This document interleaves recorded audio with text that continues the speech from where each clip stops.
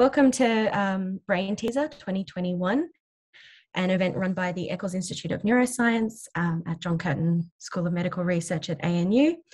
I'd like to start off by acknowledging the traditional custodians of the land that we are meeting on, the Ngunnawal people, and pay respect to elders past, present, and emerging.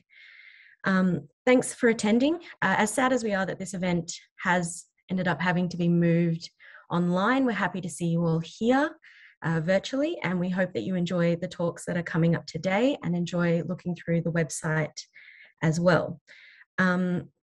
Please feel free during these sessions to ask questions to the speakers via the chat, and the chairs for each session will be moderating these. You can ask any question you'd like. There's no such thing as a dumb question. We're here to, let people know what neuroscience is all about and what we're doing at the Eccles Institute as well. I'll pass over to Rakshanya to start off for today. Enjoy. Thanks, Nuria. Hi, everyone. I'm Rakshanya. I'm one of the organizers of BrainTeaser 2021. Just before we kick off, we have some notes that we'd like you all to be familiar with. So all talks will be of a certain format, about 15 to 20 minutes, followed by 10 minutes of question and answer session. Like Nuria said, feel free to message any of the organizers, the co-hosts, the questions you have, or raise your hands during the Q&A session. Onto our first speaker of the day. I would like to welcome Professor John Bekkers, who is the Divisional Head of Eccles Institute of Neuroscience. His research group is interested in how the human brain processes sensory information received from the external world. His talk today is titled Neuroscience, What, Why, and How. Thank you, John. The stage is all yours. Thank you very much, Rakshanya. That's fantastic. So hi everyone. So welcome to this amazing event organized by our awesome PhD students. So I hope you'll enjoy the talks and learn a lot and go away feeling informed and enthused about neuroscience. So let me just share my screen.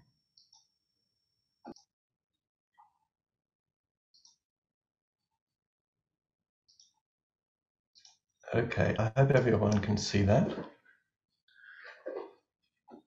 So as you just heard, my name is John Bekkers, and I'm head of the Eccles Institute of Neuroscience at the Curtin School of Medical Research. And what I'm going to be focusing on today is answering these three questions. So what is neuroscience? Why is it interesting? And how do we study it? Now, you probably all know about the Curtin School of Medical Research. So this is one of Australia's preeminent biomedical research institutes at the ANU. It contains a large number of highly dedicated research scientists and clinicians who are interested in studying diseases and mechanisms of biology in the areas of immunology, cancer, genomics, and of course neuroscience. And I also happen to think it sits in the most beautiful building on ANU campus. But you're probably less familiar with the Eccles Institute. So who was Eccles? Eccles was Australia's most famous brain scientist. So he came to Canberra in the 1950s and he worked at the Curtin School in the 1950s and 60s. And during that time, his lab was one of the world's greatest centers on the study of cellular neuroscience. So he and his group developed many of the fundamental ideas about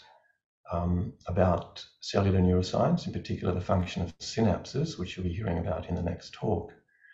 And in recognition of his achievements, he was awarded the Nobel Prize for Physiology or Medicine in 1963.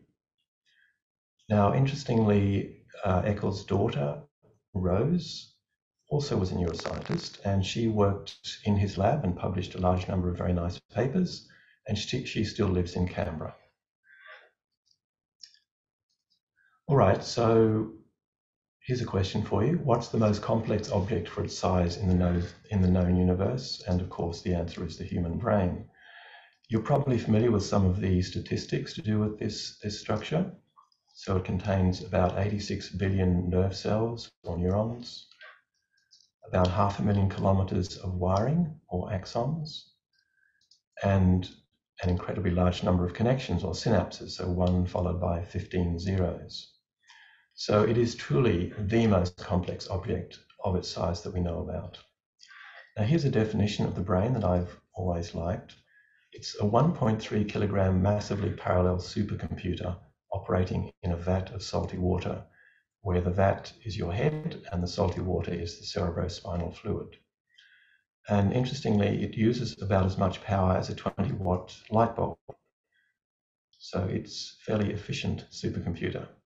But keep in mind, though, that as a percentage of body weight, so it's only about 2% of body weight, it uses about 10% of metabolic energy. So it's a very energy-hungry device, relatively speaking.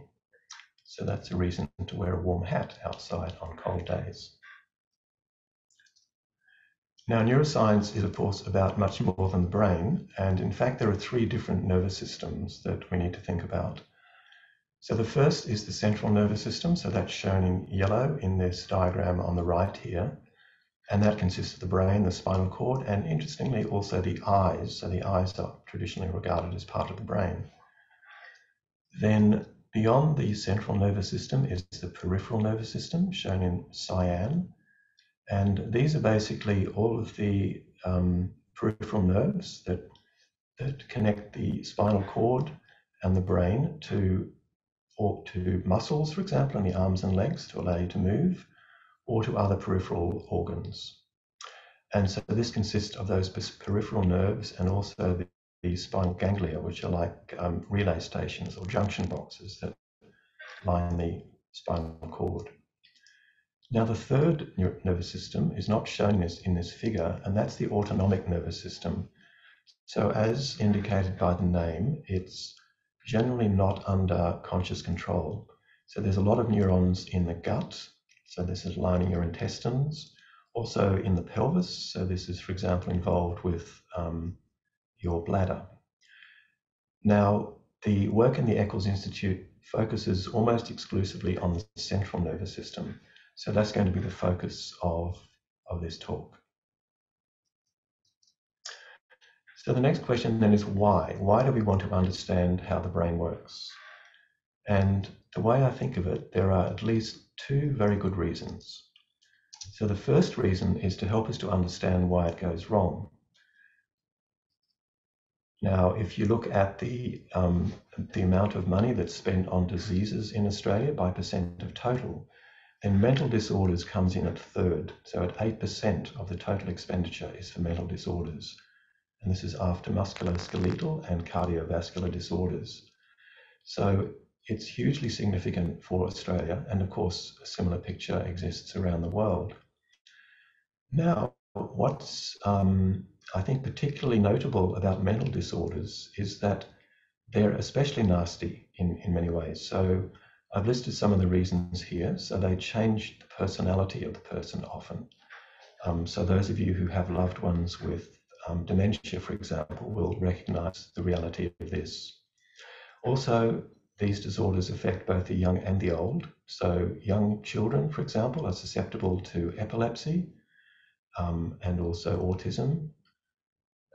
Adolescents and young adults are often develop, or can develop, not often, can develop schizophrenia. And then, of course, in the old, there are a lot of neurodegenerative disorders like Alzheimer's and Parkinson's disease, which you'll be hearing about a little bit later.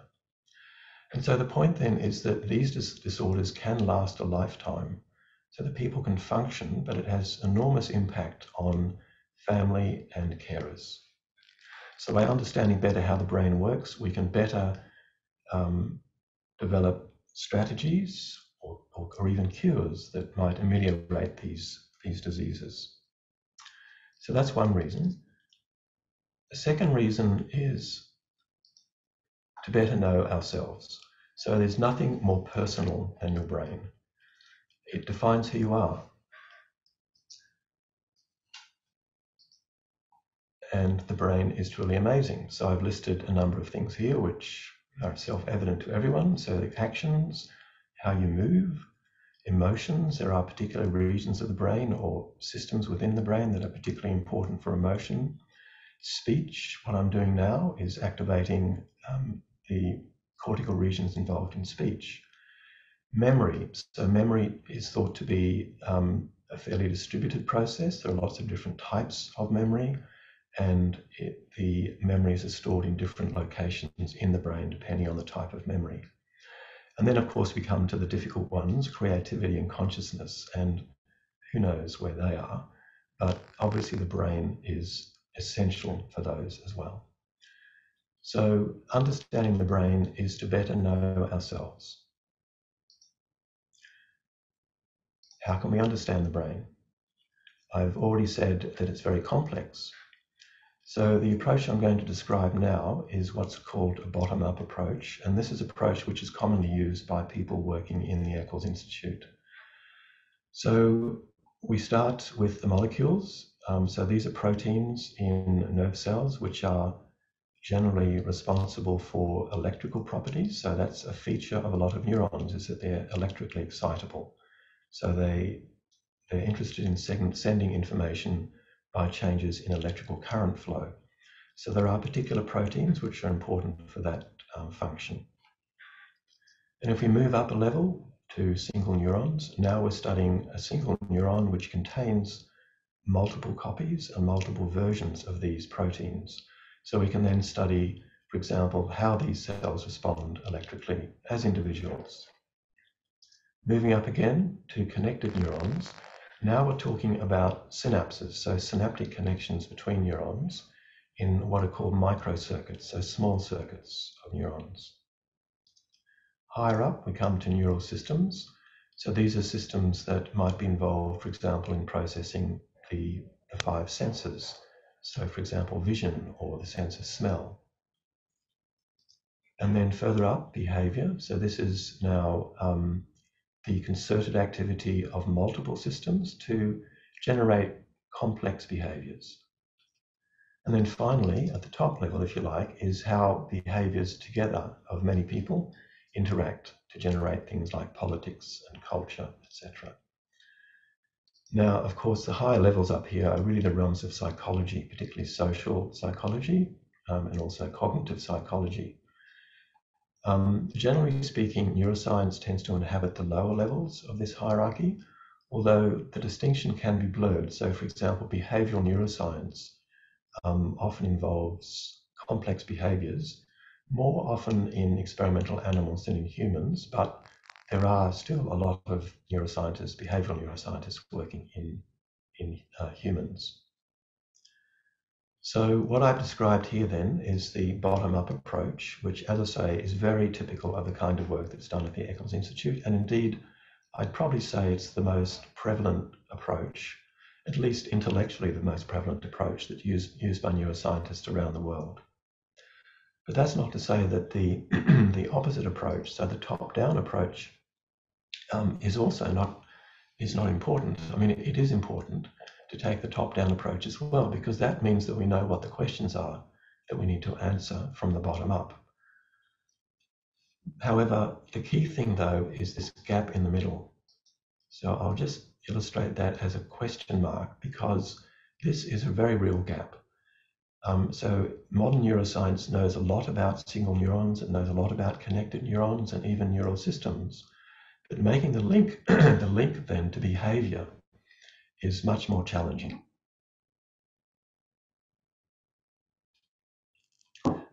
So my prediction is that if there's anyone of you out there who are interested in doing neuroscience in the future, then a lot of your efforts will probably be focused in plugging this gap, if you like, between what we know at the level of neural systems, for example, and individual neurons, and how all of this comes together to generate complex behaviors. All right, so what I've just said then is that we take very much a bottom-up approach, and I've also told you that the brain is incredibly complicated. So what I'm going to do now is I just want to run through some of the basic principles, if you like, some of the key principles of cellular and circuit neuroscience. So I call this Cellular and Circuit Neuroscience 101. Just to make sure that everyone's on the same page for the talks that will follow, and also to give you some sense of how the brain might work. Okay, so this won't tell us how it does work, but it gives a good sense of how it might work. And I'll return to this point a little bit later. Okay, so here we have a neuron. The cell body, or the soma, is where the nucleus is located. This is where the DNA, of course, is contained. Typically, at one end of the soma are the dendrites. So these are the antennae, if you like, of the cell, the receivers, the input to the cell, the site of input to the cell. And at the other end, typically, are the axon and synapses. So I've illustrated the synapses here as these red triangles. Now, as I just mentioned, most of the input from other neurons arrives in the dendrites. So there's a convergence of input, if you like. So this is really like an antenna. So it brings in signals from many other neurons, typically, into the cell. And then at the other end, we have a diverging output. So these are now the axons, which typically connect many other neurons. So you have convergence through dendrites, divergence through axons.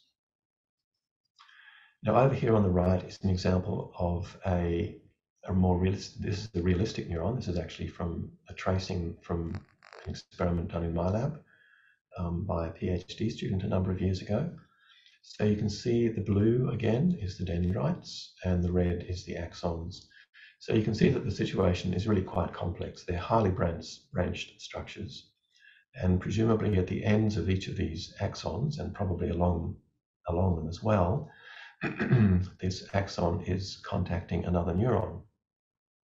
So you can see there's plenty of scope for divergence of output.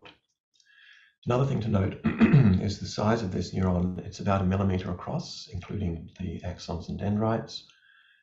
This is like an average size for a neuron, I guess. There are some very big ones which have axons that can be over 1 meter long. So these are the ones that send axons down your spinal cord to move your legs, for example. All right, so that's an individual neuron, but the power, if you like, the computational power of the brain comes from connections, just like people, I guess. So this involves synapses. So the synapse is this amazing structure that connects the axon, shown in this thin structure at the top of the diagram, to the dendrite, which is this thicker structure at the bottom. And it's from the Greek word meaning conjunction. So again, here we have our individual neuron. This receives input via synapses from other neurons. It connects to other neurons via its axon and other synapses. These in turn connect to other neurons, which in turn connect to others, and so on. So you have this daisy chain of connections, if you like. So it's a synaptic chain of connections, a bit like the spread of COVID, I guess. Now, I've shown here, these are all blue cells, but it doesn't have to be blue cells. It can be green cells. So there can be lots of different types of neurons. And indeed, there are different types of synapses as well. So if you focus on a synapse, this is something that you'll hear about much more in the next talk. But basically how these work, you have an electrical signal coming down the axon. This gives rise to the release of a puff of chemical neurotransmitter. It gives rise to an electrical signal in the connected cell. So that's the simple picture. In fact, of course, the real picture is quite a bit more complicated, as shown here in this yellow circle, yellow oval. So typically a neuron receives anywhere between 1 and 10,000 synapses on its dendrite, depending on the neuron, and also different types of synapses. So ones which make the cell more likely to be excited, less likely to be excited, and so on. So somehow this single neuron has to sum up all of these inputs, process them some way, and then decide, quote unquote, what the output should be. So, and of course, those synaptic inputs are not necessarily fixed. They could change, and that's thought to be the basis for behavior, for memory, for example. All right, so what is the output? You probably can guess. So these are spikes or action potentials or nerve impulses. So these are brief events. They're only about a millisecond, a thousandth of a second long, They're quite big, about 1/10 of a volt, and they occur in these sorts of trains. So they occur in these patterns. And it's thought that information in the brain is encoded in these patterns of activity. So this, if you like, is the neural code. We don't really know what the neural code is, but it's a fair guess that this is what underlies information processing in your brain right now. All right, so these are the two golden rules, if you like. So this is what I've told you, that neurons send and receive electrical signals via synapses, and patterns of spikes convey information. This is the so-called neural code. Okay, so let's head back now to a real brain. And of course, the real situation is far more complex. And the reason it's complex is simply because of sheer numbers. Well, it's not simply because of sheer numbers. There are other reasons too, of course, but that's a major reason. So we can take these two golden rules and we can apply them to the real brain, but it becomes enormously more complex just because there are so many connections and so many neurons and quite a lot of different types of neurons. So that is the challenge. So that's what I meant when I said that we have a feeling for how the brain might work through these golden rules, but how it actually works is a real challenge. And that's, I guess, the job of you guys and people in the future who are interested in pursuing neuroscience. How do we make the leap from what we know to what we don't know? All right, so I'm just going to finish off now in my last two slides by briefly talking a little bit more about the how. So how do neuroscientists study the brain? So the two methods shown at the top here are commonly used in humans.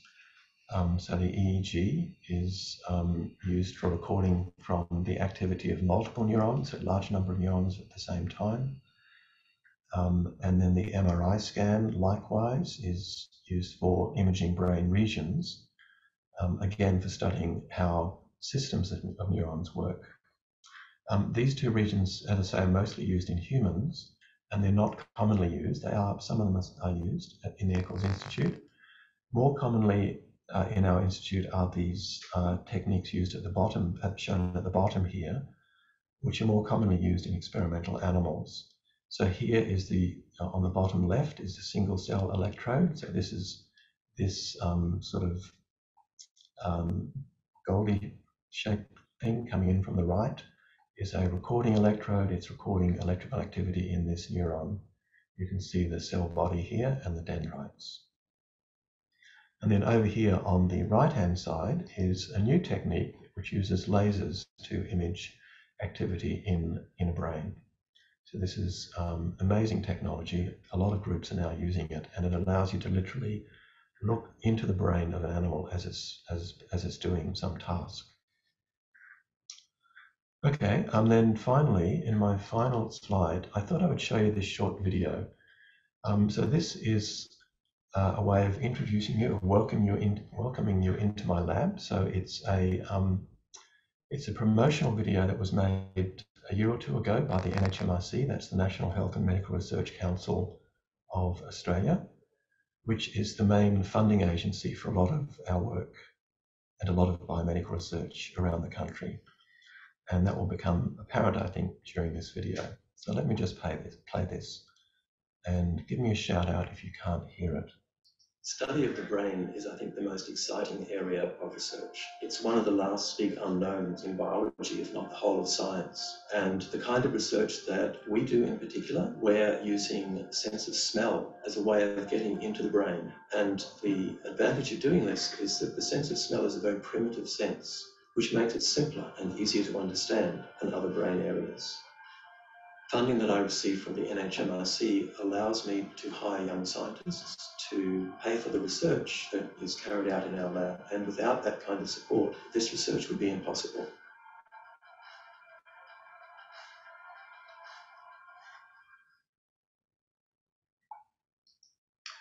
Okay, I'll stop there, and I'd be very happy to take questions if anyone has any questions.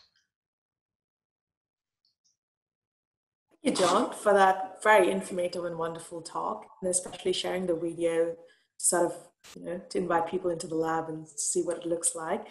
And I think there's one question from Yo to everyone. She says this is a very important research and appears to be very complex that can affect so many parts of our brain and bodies. Is it true that there are very few institutes or universities teaching or doing research in this area within Australia? And if so, why is that? John?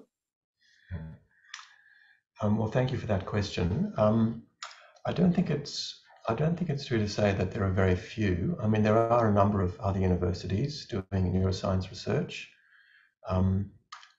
But so all of the major universities, so Queensland University, Sydney, Melbourne, Adelaide, and so on, University of Western Australia. However, it is quite an expensive area of research, I would say, and so it tends to be more commonly occurring at the larger universities. Now, outside Australia, of course, neuroscience is very prevalent. It's a very major area of research around the world. Australia is perhaps, I think it's an important player in the field. You know, we have some very good people here doing very important work.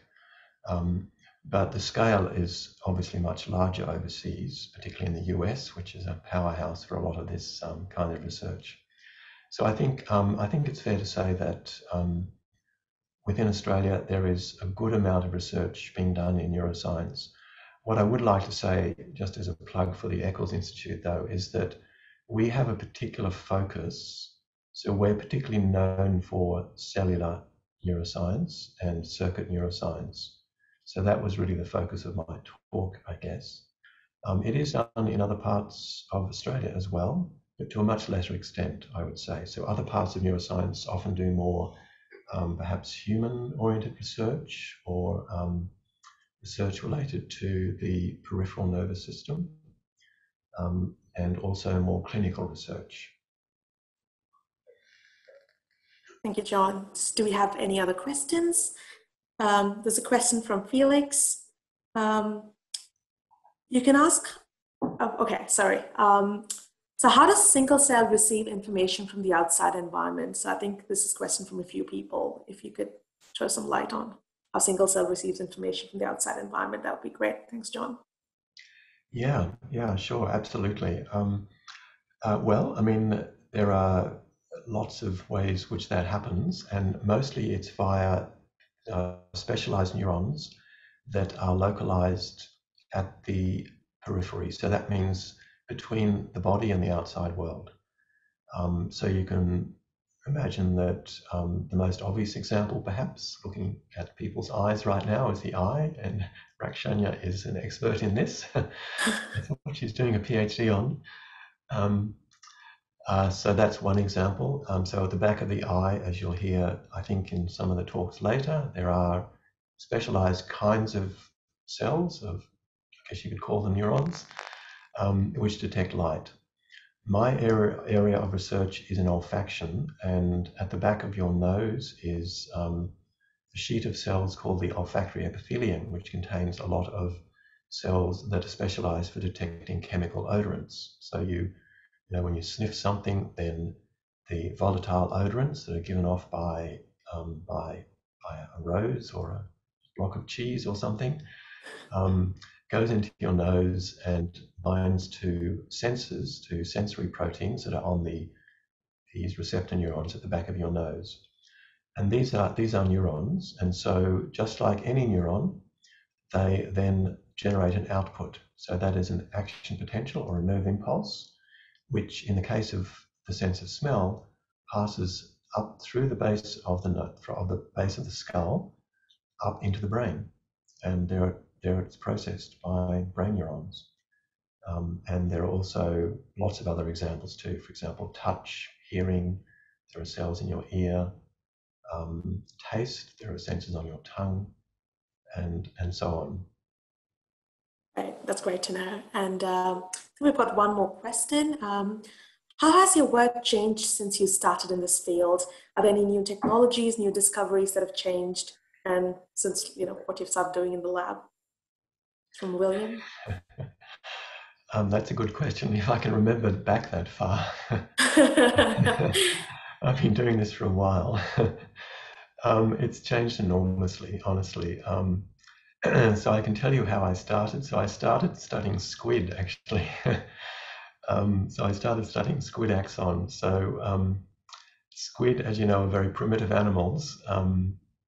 Actually, they're pretty smart animals, and they're very cute.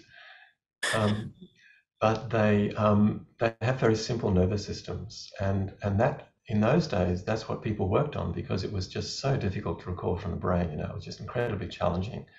So we started simple, basically, and the squid has a very simple nervous system, and so that's what I did my PhD on. But since then, there have been all these techniques that have been developed to study, really quite complex brains, and right up to the recent examples I just showed you in that talk.